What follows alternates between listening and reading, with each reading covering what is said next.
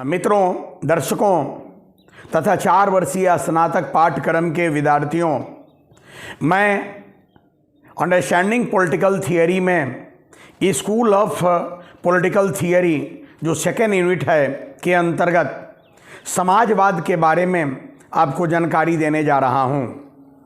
समाजवाद पर मैंने बहुत ही व्यवस्थित लेक्चर पूर्व में दिया है, जिसका लिंक मैं अभी आपको इसमें ऐड कर दे रहा हूँ, उसे आप देखेंगे। लेकिन 2-4 शब्द समाजवाद के बारे में जान लें। समाजवाद एक विचारधारा है, एक सिद्धांत है, एक दृष्टिकोण है, एक विश्लेषण का ढंग है, और यह व्यक्ति नहीं समाज की चिंता करता है, समाज में बराबरी की बात करता है। समाजवाद समाज में सभी प्रकार के विभेद या शोषण को खत्म कर एक समता मूलक समाज की परिकल्पना करता है।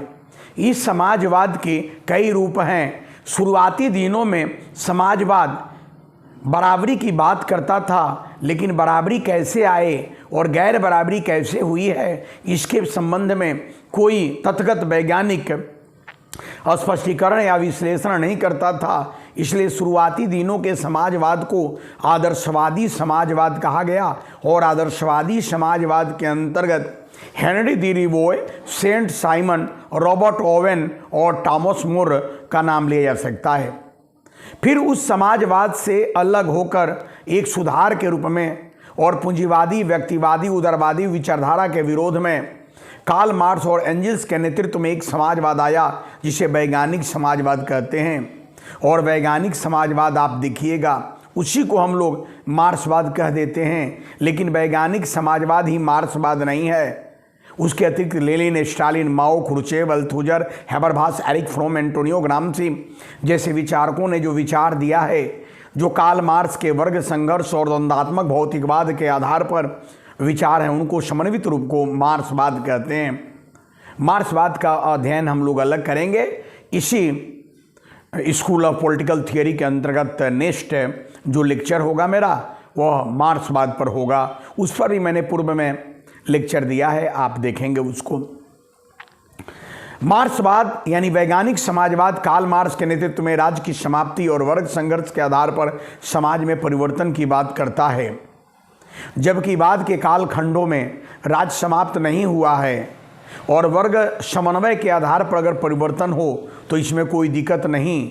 इन्हीं मान्यताओं के आधार बनाकर वैज्ञानिक समाजवाद यानी कार्ल मार्क्स के विचारों के सुधार के रूप में एक अलग समाजवाद आया, जिसे आधुनिक समाजवाद कहते हैं। और आधुनिक समाजवाद के कई स्वरूप या प्रकार हैं, जिसमें फेबियनवाद, राज समाजवाद, श्रमिक संघवाद, यूरो साम्यवाद तथा लोकतांत्रिक समाजवाद है।